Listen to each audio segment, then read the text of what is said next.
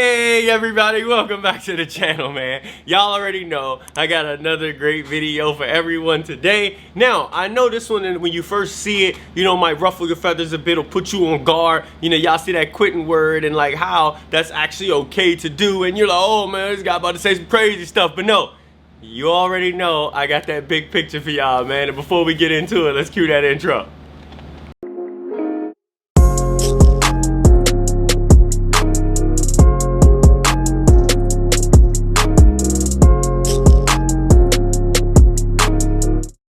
Alright, so let's get right into it. So today's topic is why quitting is not the end. Alright, so a lot of us, when we hear that word quitting, man, y'all know what come to mind. You a failure, you never gonna be nothing. If you quit on this, you'll quit on everything. You'll quit on your family, you'll quit on y'all get my point. Like the quitting, if you quit on something that you've started, like there's this crazy assumption that after you do that, like your life is just over, that you'll just be a failure forever and that you can never recover. And let's just be honest, because of that idea that's pitched out into society, a lot of people are stuck in situations right now, or they've quit on something right now and they're just in a state of depression because they believe to themselves that quitting was the end, because it was forced on them and was pressured into their psyche. And so now in their subconscious, every time they go after something or they chase after something, they remember that they quit on something in the past, and so they can't break through. They can't get to that next level because they're stuck. All right, so let's dive a little bit into it. Let's do some examples. So I hope I'm not using the wrong name. Morgan Freeman, okay? Probably could have did more research, but I'm sure, now that y'all know I've been getting into my acting, I'm sure that he was in acting for years, and then he finally got his break. I think it was like 10, 11 years, and he finally got his break around like 43 or something like that. I guess I could Google this to find out, but I'm sure it's in those numbers, right? And that's what's up. That he put over 10 plus years into a craft and didn't actually break through at some point. He never gave up. That's lit. You got Thomas Edison. They say that he failed on the light bulb 1,000 times before he finally made it happen, right? And that is great. That is amazing, right? So now, when those stories are pitched to everybody, it's just like, so don't give up, don't give up, don't give up. But we should add something in there about those two, just those two. If they stuck it out for that amount of time, for that long, then what do y'all believe that they still had that you just may not have, or other people just may not have when they give up on something?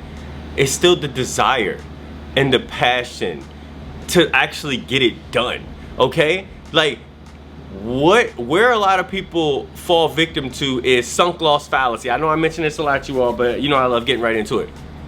Sunk loss fallacy, if you don't know, is when you commit to something and you just stick with it regardless of anything because you already committed to it, because you decided it's something you were just gonna go after, okay? And the problem with that is that sometimes we start things, right?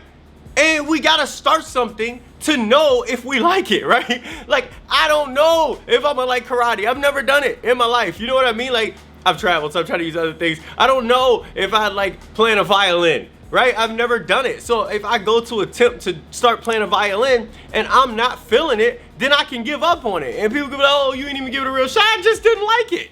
You know what I mean? And so there's something I want you all to understand when it comes to quitting is that it isn't my fault. I always gotta look at my thing. It isn't about, did you give up on something you were chasing after or something you decided to test? The question is, did you decide to pivot or change your course of action because something that you initially chose in the beginning is no longer of any relevance to you? It happens. We grow, we change, we evolve, and things that might have been important to you at certain points in times just really might not be anymore. Things you might have had passions for, you just might not anymore. Or maybe there was an expiration date on something that you were going after and the time is just done. Let me use an example like basketball. Let's say I had a crazy passion for basketball and I was like, man, I really want to get to the NBA. And let's say you start at 30, right?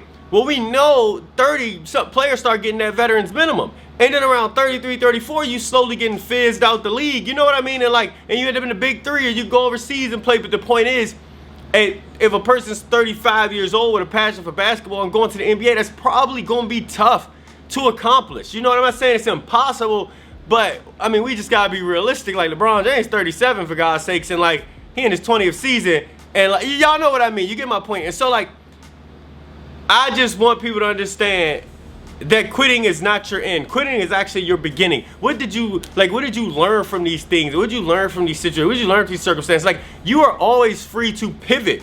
Like, your dreams or your aspirations based on how you're feeling at that point in time. Now, if you go to quit something and you still have a desire for it, like, great example for me is YouTube.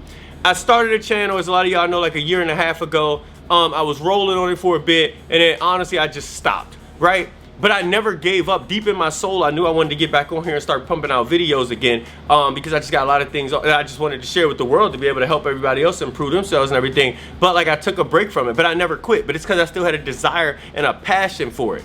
All right. But then you got things like dancing. Oh, that's a great example, where I wanted to try it out, and I tried it out. And I mean, it's fun, it's entertaining, but it isn't something I have a true passion and desire for. So I stopped it.